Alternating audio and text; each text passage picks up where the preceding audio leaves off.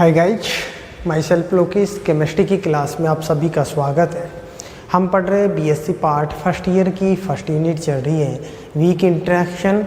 और weak interaction के अंदर हमारा टॉपिक चल रहा था factor affecting of hydrogen bonding, hydrogen बंध को प्रभावित करने वाले कारक। हमने देखा था हाइड्रोजन के बंध को जो प्रभावित करने वाले कारक होते हैं वो लगभग 4 कारक हमने देखे थे।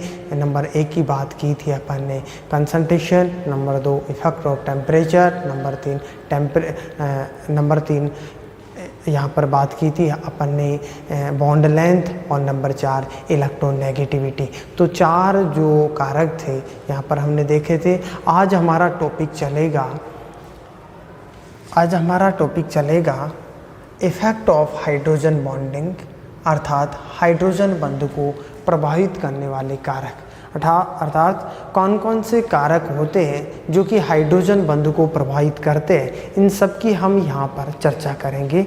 देखो, हाइड्रोजन बंध को अनेक कारक प्रभावित करते हैं। हाइड्रोजन बंध होता है, इनको अनेक कारक प्रभावित करते हैं। नंबर 1 की हम बात करते हैं। नंबर 1 भौतिक अवस्था, अर्थात नंबर 1 क्या कौन सा कारक प्रभावित करता है? भौतिक अवस्था। नंबर 2 की बात करते हैं गलनांक व कवथनांक। दूसरा कारक होता है वो होता है गलनांक व कवथनांक। नंबर 3 की बात करते हैं। नंबर 3 वाष्पन की ऊष्मा। नंबर 4 अणुभार। उसके बाद में नंबर 4 शांता, विस्कोसिटी। Number 5 number 6 विलेयता।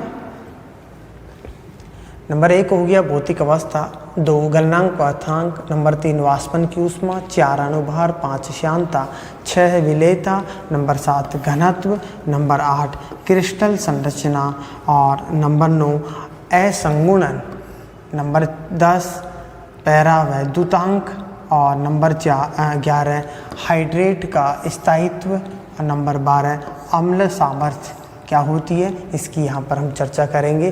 तो ये 12 जो यहाँ पर हाइड्रोजन बंध होता है उनके क्या होते हैं, हाइड्रोजन बंध को प्रभावित करते हैं, अर्थात हाइड्रोजन बंध के प्रभाव होते हैं। Effect of hydrogen bonding, hydrogen बंध के प्रभाव। नेक्स्ट देखो, इसके अंदर नंबर 1 की बात करते हैं फिजिकल प्रॉपर्टीज, भौतिक अवस्था। नंबर 1 फिजिकल प्रॉपर्टीज, भौतिक अवस्था की बात करते हैं। देखो, टॉपिक चल रहा है हाइड्रोजन बॉन्डिंग। हाइड्रोजन बॉन्डिंग के अंदर मेजर टॉपिक है, इसके अंदर हाइड्रोजन बॉन्डिंग के अंदर हम बात कर रहे हैं कि हाइड्रोजन बंध, इससे पहले हमने देखा था इसके अंदर इलेक्ट्रॉन्स का साझा नहीं होता है, ना ही इलेक्ट्रॉन का आदान प्रदान होता है। ये कैसा बंध होता है? एक प्रकार का आकर्षण बल होता है। तो बॉन्ड जो बनता है इसके अंदर, जो बनने वाला जो बंध होता है दुर्बल प्रवृत्ति का होता है। तो देखो, फिजिकल स्टेट के अंदर हम ये देखते हैं कि हाइड्रोजन बंध की उपस्थिति के कारण पदार्थ की जो भौतिक अवस्था होती है, भौतिक अवस्था क्या हो जाती है? संघनित हो जाती है।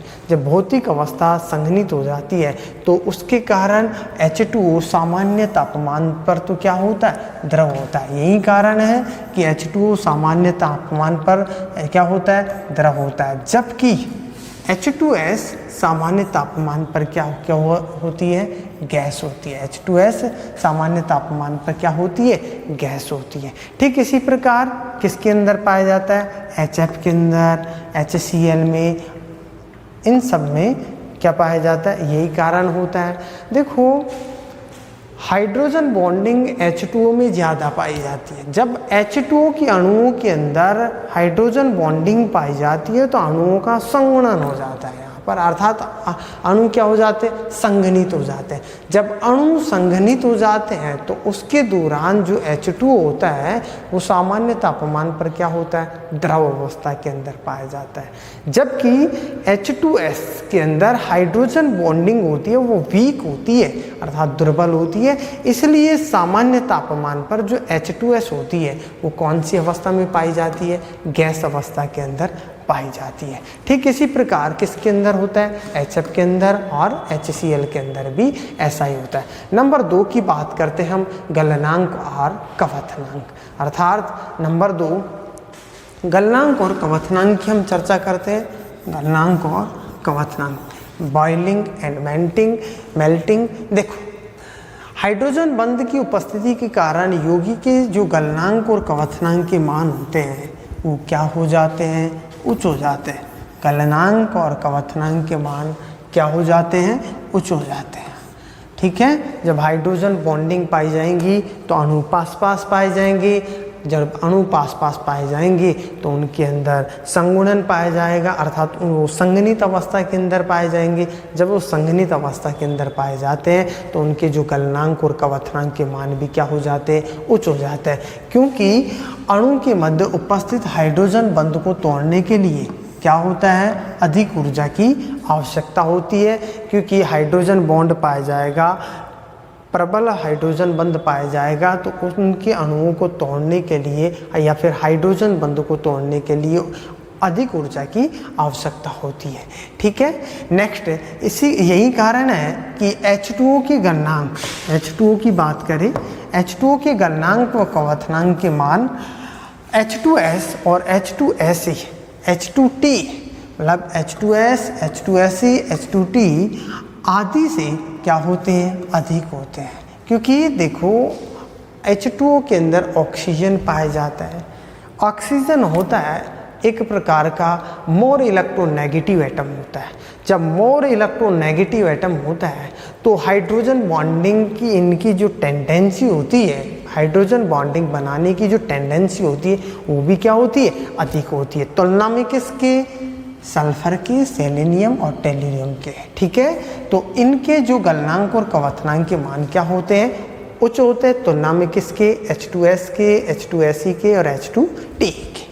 नेक्स्ट, इसी प्रकार NH3 के जो गलनांक और क्वथनांक के मान होते हैं वो भी क्या होते हैं, उच्च होते हैं। क्योंकि अन्य सदस्य देखो NH3 के जो अन्य सदस्य होते हैं कौन से, PH3, ASH3, BiH3, SpHH3 से क्या होते हैं, अधिक होते हैं। ठीक है, नेक्स्ट देखो इसी प्रकार HF के जो गलनांक और क्वथनांक HCl, HBr जो HF अणु होते हैं उनके जो गलनांक और क्वथनांक के मान HCl, HBr, HI से क्या होते हैं, अधिक होते हैं।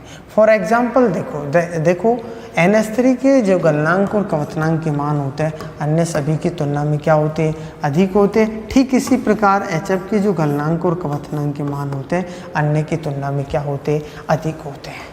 ठीक है, नेक्स्ट हम बात करते हैं जो अंतराणुक हाइड्रोजन बंध वाले जो यौगिकों की तुलना में जो अंतराणुक हाइड्रोजन बंध होते हैं, अर्थात इंट्रामोलिकुलर हाइड्रोजन बॉन्डिंग की तुलना में इंटरमोलिकुलर हाइड्रोजन बॉन्डिंग वाले जो यौगिक होते हैं उनके जो गलनांक और उनके क्वथनांक क्या होते हैं, उच्च होते हैं। क्या होते हैं, उच्च होते हैं। अर्थात अंतराणुक हाइड्रोजन बंध वाले यौगिकों की तुलना में अंतराणुक हाइड्रोजन बंध वाले यौगिकों के गलनांक और क्वथनांक के मान क्या होते हैं, उच्च होते हैं। फॉर एग्जाम्पल की बात करते हैं, देखो हमने एग्जाम्पल देखा था ऑर्थोक्लोरोफिनॉल की तुलना में पैराक्लोरोफिनॉल के जो गलनांक और क्वथनांक के मान होते हैं वो क्या होते हैं, उच्च होते हैं। ऑर्थोक्लोरोफिनॉल के अंदर हम बात करें तो ऑर्थोक्लोरोफिनॉल के अंदर बॉन्डिंग पाई जाती है, वो कौन सी बॉन्डिंग पाई जाती है, इंट्रामोलिकुलर हाइड्रोजन बॉन्डिंग पाई जाती है। ठीक है, जैसे फॉर एग्जाम्पल जैसे ये देखो हमने देखा था ये क्या है, ऑर्थोक्लोरोफिनॉल। ऑर्थो पोजीशन पे क्या है, क्लोरीन है, इसलिए ये क्या है, ऑर्थोक्लोरोफिनॉल। इसके जो गलनांक और क्वथनांक के मान होते हैं अन्य की तुलना में क्या होते हैं, कम होते हैं। ये क्या है, हाइड्रोजन बॉन्डिंग। ठीक है, जबकि हम पैराक्लोरोफिनॉल की बात करते हैं, देखो पैराक्लोरोफिनॉल, तो पैराक्लोरोफिनॉल के अंदर हमने देखा था कि ये क्या है, पैराक्लोरो और फिनॉल, ये पैराक्लोरोफिनॉल। फिनॉल। अब इसके अंदर देखो पैराक्लोरोफिनॉल की यदि हम चर्चा करें तो इनके अंदर ये हाइड्रोजन बॉन्डिंग पाई जा रही है, ठीक है। ये क्या पाई जा रही है? हाइड्रोजन बॉन्डिंग, ठीक है। देखो इसके अंदर ये हाइड्रोजन बॉन्डिंग पाई जा रही है। तो यदि हम इसकी बात करते हैं ऑर्थोक्लोरोफिनॉल, ये क्या है?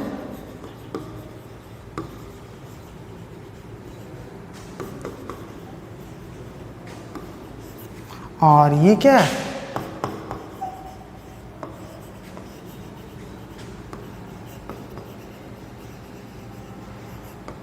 पैराक्लोरोफिनॉल, ठीक है। तो ऑर्थोक्लोरोफिनॉल की तुलना में जो पैराक्लोरोफिनॉल होते हैं उनके गलनांक और कवथनांक के मान क्या होते हैं? उच्च होते हैं। वो क्यों होते हैं? जो इनके अंदर इंट्रामोलिकुलर हाइड्रोजन बॉन्डिंग पाई जाती है और इनके अंदर इंटरमोलिकुलर हाइड्रोजन बॉन्डिंग पाई जाती है। अर्थात इनके अंदर क्या पाई जाती है?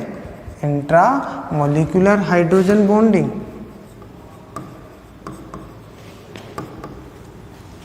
और इनके अंदर इंटर मॉलिक्यूलर हाइड्रोजन बॉन्डिंग पाई जाती है। इसलिए इनके जो गलनांक और कवथनांक के मान कम होते हैं तुलना में किसके? पैराक्लोरोफिनॉल की तुलना में। तो देखो हमने ये देखा है इसके अंदर कि हाइड्रोजन बंध को जो कौन कौन से कारक होते हैं, अर्थात हाइड्रोजन बंध के जो प्रभाव होते हैं वो कौन कौन से होते हैं, यहाँ से हमने देखा है। ये करीबन 11-12 जो कारक होते हैं वो 11-12 जो प्रभाव होते हैं वो हाइड्रोजन बंध को प्रभावित करते हैं। ये अलग अलग से हमने देखा है। भौतिक अवस्था, गलनांक एवं कवथनांक, इनकी चर्चा की है। नेक्स्ट हम बात करते हैं नंबर 3 की नेक्स्ट क्लास के अंदर, अर्थात हम चर्चा करेंगे वाष्पन की ऊष्मा की चर्चा करते हैं नेक्स्ट क्लास के अंदर। Thank you.